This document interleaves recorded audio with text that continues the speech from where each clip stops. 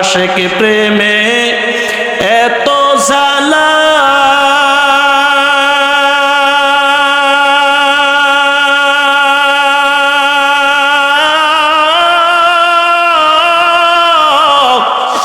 মাশুক প্রেমে এত জ্বালা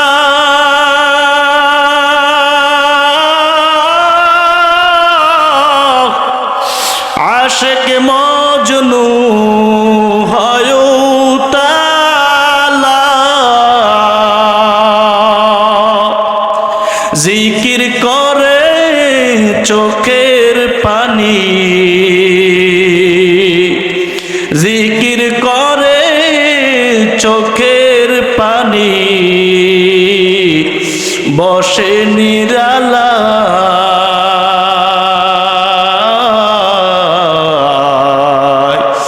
মাশুক প্রেমে পাগল আমি হয়ে নিরুপায় মনসুর হাল্লাজ ওয়াসকরণী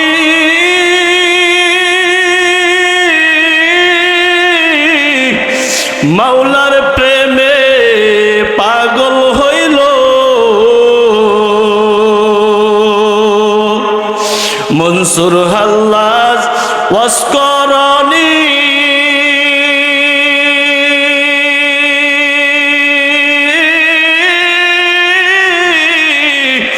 ধন্য করলো এই ধরণী মাওলার প্রেমে বিলীন হইয়া মাওলার প্রেমে বিলীন হইয়া সব কিছু হারায়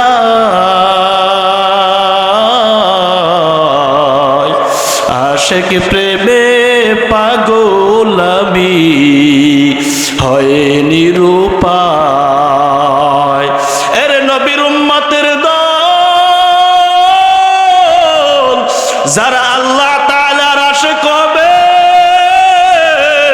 যারা আল্লাহ তাআলার খাঁটি বন্ধু হবে তারা দুনিয়াতে থাকতে মাওলার জিকির বান্দা যেদিকে যাবে সেদিকে আল্লাহর জিকির বান্দা হাঁটতে গেল গুনগুন করে আল্লাহকে ডাকে বান্দা বইতে গেল গুনগুন করে আল্লাহরে ডাকে বান্দা যেদিকে তাকায় সেদিকে আল্লাহর মহব্বত ও বান্দা তুমি কেন এভাবে আল্লাহর মহব্বতের স্লোগান গাও বান্দা বলে আমার কলবের মাঝে আল্লাহর মহব্বত এসে পড়েছে এই জন্য আমি জবান দিয়ে আল্লাহর মহব্বত ছাড়া আর কোনো কিছু বলতে পারি না বান্দা যখন পানির মাঝে ডুব দেয় ডুব দিয়া বান্দা যখন ডানে তাকায় দেখে পানি আর পানি বামে তাকাইলো পানি আর পানি পিছনে তাকাইলো পানি আর পানি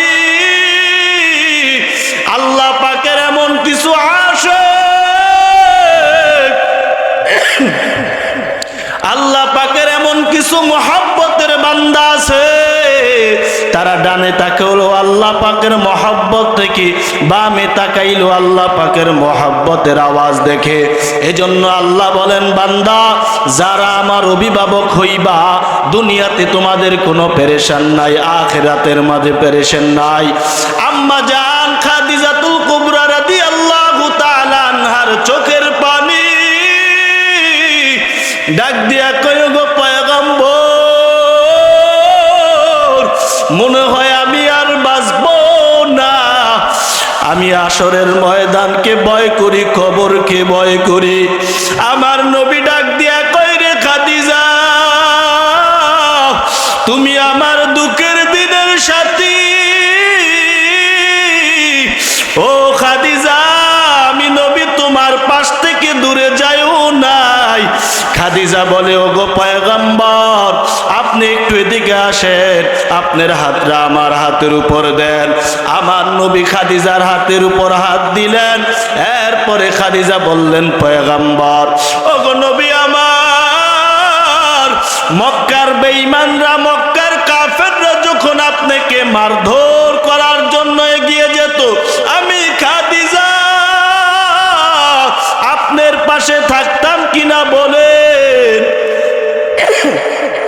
আমার নবী বলেন, রে খাদিজা, তুমি আমার সাথেই থাকতা, আমাকে বাঁচাইতা। এরপরে খাদিজা বলেন, পয়গম্বর, আপনাকে বিয়ে করার পর আমার যত সম্পত্তি আছে, ওগো নবী, আমি সব সম্পত্তি আপনার আল্লাহর রাহে কোরবান করে দিলাম, ঠিক কিনা? আমার নবী বলেন, খাদিজা, ঠিক, তুমি সত্যই বলেছ। খাদিজা রাদিয়াল্লাহু তাআলা আনহু বলে, ওগো পয়গম্বর, মনে হয় আমার জীবনের প্রদীপ নিভে আসছে গো নবী, মনে হয় এখন আমি এই দুনিয়া থেকে চলে যাব। ওকে পয়গম্বর, একটা আবদার জানাই, আমি যখন মারা যাব আপনি আমার জানাজার নামাজ পড়াইবেন, আমাকে কবর নামাইবেন। আমি আল্লাহর কবরকে ভয় করি, হাসরের ময়দানকে ভয় করি গো নবী। ওগো নবী, আমি হাসরের ময়দানের কঠিন ময়দানে ভয়। আপনি বলেছেন হাসরের ময়দানটা হবে তামা, ওই সূর্য মাথার উপরে এসে পড়বে, আল্লাহ বলবেন, সূর্য তুমি তোমার সব তাপ দিয়ে দাও। সূর্য যখন সব তাপ দিয়ে দিবে, হাসরের ময়দানটা তামা রূপান্তরিত হয়ে যাবে। ওগো নবী গো, আপনি বলেছেন হাসরের ময়দানে কেউ কাউকে চিনবে না, হাসরের ময়দানে আমি খাদিজার কি হবে গো পয়গম্বর? ওগো নবী, আমি কবরকে ভয় করি, হাসরের ময়দানকে ভয় করি গো পয়গম্বর। ওগো নবী, কবর থেকে যখন উঠবে আপনি আল্লাহর কাছে দোয়া করিবেন, যতক্ষণ আল্লাহ আমারে মাফ না করে ততক্ষণ আপনি কবর থেকে যাবেন না। আমার নবী বলেন, ঠিক আছে খাদিজা। খাদিজা রাদিয়াল্লাহু তাআলা আনহু মৃত্যুবরণ করলেন, করার পর তাকে কবরে রাখা হলো। আমার নবী জানাজা দিয়া উনাকে কবরে রাখলেন। এরপরে উঠি আমার নবী কান্না করে আর বলে, আল্লাহ, আমার দুঃখের দিনের সাথে, আমার দুঃখের দিনের সাথে খাদিজাকে তোমার কবরে তোমার খানে রাখিয়া আসলাম। আমার নবী হাত দুটা উঠাইয়া চোখের পানি, আমার নবীর সাথে সাহাবায়ে কেরাম কান্না করে। এবার জিব্রাইলকে আল্লাহ বললেন, জিব্রাইল, আমার বন্ধুর কাছে যাও, আমার বন্ধু কেন কান্না করে আমি জানতে চাই। জিব্রাইল আসিয়া বলে, পয়গম্বর, আপনি কেন কান্না করেন? আমারে আল্লাহ পাঠাইছে। এবার নবী বলেন, ওরে জিব্রাইল, আমার দুঃখের দিনের সাথী খাদিজাকে কবরে রাখিয়া আসলাম। খাদিজা ওয়াদা দিয়েছে যতক্ষণ পর্যন্ত তার কবরের আযাব মাফ না হবে এবং তাকে প্রশ্ন করা না হবে ততক্ষণ পর্যন্ত আমি এখানে থাকতাম। এবার জিবরাইল যাইয়া বলে, ওগো আল্লাহ, আপনার পয়গম্বর এই কথা বলেছে, না হলে চোখের পানি থামাবে না। আমার আল্লাহ বলেন, ও জিবরাইল, তুমি আমার নবীকে জানায়া দাও, আমি আল্লাহ আজকে খাদিজাকে যত প্রশ্ন করা হবে আমি আল্লাহ সব প্রশ্নের উত্তর খাদিজার পক্ষ থেকে দিয়ে দিব। এর নবীর উম্মতের দল যারা আল্লাহর ওলি হবে তারা কবরকে ভয় পাবে, হাসরের ময়দানকে ভয় পাবে, মিজানের পাল্লাকে ভয় পাবে। আমার আল্লাহ বলেন, বান্দা ও আমার বান্দি, তুমি হাসরের ময়দানকে ভয় পাইবা, ফুলসিরাতকে ভয় পাইবা, কিন্তু ভয়ের বাস্তবায়ন ঘটবে না। আল্লাহর ওলি কামেল ডাক দিয়া বলে, আমি যখন মরে যাব সন্তানরা আমাকে ফুরিয়া ফুরিয়া সব ছাইগুলো এদিক সেদিক ছুটাইয়া দিবা। সন্তানরা বলে, বাবা কেন ছুটাইয়া দিব, কেন পুরাইয়া দিব বলেন? কয় বাবা, দুনিয়াতে 5 ওয়াক্ত নামাজ পড়েছি এটা আমার সার্টিফিকেট না, আমি হজ করেছি এটা আমার সার্টিফিকেট না। যদি আল্লাহ আমারে মাফ না করে আমি কিভাবে সেখানে থাকবো? সন্তান চোখের পানি ফালায়, বলে আব্বা জান ঠিক আছে, আমরা ওয়াদা করলাম আপনি যখন মারা যাবেন আমরা ছাই করে ফুরিয়া ছাই করে সবখানে উড়াইয়া দেব। এবার ওই ব্যক্তি আল্লাহর ওলি মারা গেলেন, মারা যাওয়ার পর সন্তানরা পুরিয়া ছাই করে দিলেন। আমার আল্লাহ তাআলা তাকে কবরের মাঝে একত্রিত করলেন। আল্লাহ বলেন, ও আমার বান্দা, কেন তুমি তোমার সন্তানদেরকে এই ওয়াদা করলা এবং কেন সন্তানরা তোমার এই অবস্থা করলো? ওই ব্যক্তি ডাক দিয়া কয়, আল্লাহ আপনার আযাবকে ভয় করি, আপনার কবরকে ভয় করি রে মালিক।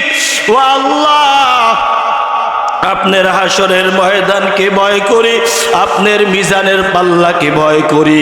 আল্লাহ বলেন, আমাকে ভয় করে আসছ কিন্তু ভয়ের বাস্তবায়ন ঘটবে না। আমি আল্লাহ তোমার জন্য জান্নাতের বিছানা কবরটা করে দিলাম। ইয়া ইলাহি মুঝসে মুঝকো दूर कर, ताकि देखो मुझ में तुझको एक नजर, बता हमको तेरे राह किस तरफ है, तेरे राह पर चला हमको खुदाया। এরে নবীর উম্মতের দল, আল্লাহ পাকের আশিক হইলে, আল্লাহ পাকের প্যারা বান্দা হইলে দুনিয়াটা তোমার কাছে আসবে, দুনিয়াটা তোমার কাছে আসবে, আখিরাতও তোমার পাশে আসবে। আর যদি আল্লাহর প্যারা বান্দা না হও, দুনিয়া ক্ষণিকের জন্য পাইবা কিন্তু আখিরাত পাইবা না। আর আখিরাতের কবর বড় ভয়ঙ্কর, সহ্য করা যাবে না রে বাবা। 5 ওয়াক্ত নামাজ, 1 ওয়াক্ত নামাজ ছেড়ে দিলে 2,80,000 লক্ষ বছর জাহান্নামের আওয়াজ সহ্য করবা কিভাবে? ও পর্দার অন্তরাগত মা, এই মাদ্রাসা দেওয়া হয়েছে মাগো তোমার সন্তানটাকে পর্দানিশী বানানোর জন্য। এই মাদ্রাসাটা দেওয়া হয়েছে তোমার সন্তানকে আমল শিখাবার জন্য। ও মা, তুমি তোমার সন্তানটাকে আলেমা বানাও, কোরআনের হাফেজা বানাও। বানাইয়া যদি কবরে যাইতে পারো, তোমার কবর নেক সারা জীবন পৌঁছতেই থাকবে, পৌঁছতেই থাকবে। আল্লাহ বলেন, লা খাউফুন আলাইহিম ওয়ালা হুম ইয়াহজানুন। যারা আমার বান্দা হইবা, বান্দা হইয়া আমার বন্ধু হইবা, বন্ধু হওয়ার পর দুনিয়াতে আমার ইবাদত করবা, সাবধান তুমি আখিরাতকে ভয় পাইবা, তুমি কবরকে ভয় পাইবা, হাসরের ময়দানকে ভয় পাবা, কিন্তু ভয়ের বাস্তবায়ন ঘটবে না। এর নবীর উম্মতের দল, এক আল্লাহর ইবাদত করো, ভিন্ন এলাইকে ছাড়িয়া দাও। এক আল্লাহর গোলামি করো, ভিন্ন এলাইকে ছাড়িয়া দাও। যদি দেখো দুঃখ আর কষ্ট, এক আল্লাহর কাছে চাইবা। যদি দেখো বিপদ আর বিপদ, এক আল্লাহর কাছ থেকে চাইবা। যদি তোমার চাওয়ানটা ঠিক হয়ে যায়, আল্লাহ তোমার উপর রাজি হয়ে যাবেন। এর নবীর উম্মত, সব সময় জিকিরের হালতে চলো। 5 ওয়াক্ত নামাজ জামাতে পড়ো, তাহাজ্জুদের নামাজে ইহতিমাম করো, জিকির আজকারের মাঝে নিজের জিন্দেগি পরিচালনা করো। আল্লাহর মহব্বত অন্তরে ঢুকাও, রাসূলের মহব্বত অন্তরে ঢুকায়া চলো। দাড়িগুলা লম্বা করো, নামাজটাকে সুন্দর করো। আমার আল্লাহর তুমি ওলি হতে পারবা, আমার আল্লাহর তুমি দোস্ত হতে পারবা। দুনিয়ার মাঝে যদি আল্লাহর বন্ধু হয়ে যাও, ইমামে আযম আবু হানিফা রহমতুল্লাহি আলাইহি বলেন, যারা দুনিয়ার বন্ধু আল্লাহর বন্ধু হবে, আল্লাহ তাআলা দুনিয়া তাদের জন্য দিয়ে দিবে। আর যারা দুনিয়ার মাঝে আল্লাহর বন্ধু না হইয়া দুনিয়ার দিকে অগ্রসর হবে, দুনিয়ার দিকে অগ্রসর হবে, তারা দুনিয়াও পাবে না, আখিরাতও পাবে না। তারা দুনিয়ার মধ্যে কোনো শান্তি পাবে না, আখিরাতের মাঝে কোনো শান্তি পাবে না। ওরে নবীর উম্মত, ও ধনেশ্বরের মুসলমান, ও পর্দার অন্তরাগত মা, কি বুঝি আমরা টুপি মাথার দিলাম, কি বুঝি আমরা দাড়িটা লম্বা করলাম, কি বুঝিয়া লম্বা জামাটা গা দিলাম, আমাদের বিবেকটা কি নষ্ট হয়ে গেল, নাকি আমাদের মাথাটা নষ্ট হয়ে গেছে? না, কোরআন হাদিস পড়ে দেখলাম আল্লাহর কবরের আযাব, আমার আল্লাহর কবরের সেই ভয়ঙ্কর আযাব, হাসরের ময়দানের আযাব সহ্য করার ক্ষমতা নাই আমাদের। এজন্য আজকে বলি, আজকে থেকে তওবা করো পর্দার অন্তরাগত মা। আমার সন্তানটাকে মাদ্রাসায় পড়াবো, দ্বীনে আলেম বানাবো, 5 ওয়াক্ত নামাজ পড়বো, নামাজ আর কামাই দিব না, নামাজ ছাড়বো না, বেপরদায় চলবো না, হারাম খাবো না, সুদ খাবো না, দাড়িটা লম্বা করবো, আমার নবীরে কষ্ট দেব না। অন্তর যদি ভালো হয়, অন্তর যদি পরিশুদ্ধ হয়, 2 হাত তুলিয়া আমার আল্লাহকে দেখা দাও। নারে তাকবীর, নারে তাকবীর। আল্লাহ তাআলা আমাদেরকে এই দিনে মাহফিলকে কবুল আর মঞ্জুর করুক, এবং আমাদের সকল ভাইদেরকে যারা এই মাহফিলের আঞ্জাম দিচ্ছেন সবাইকে কবুল করুক।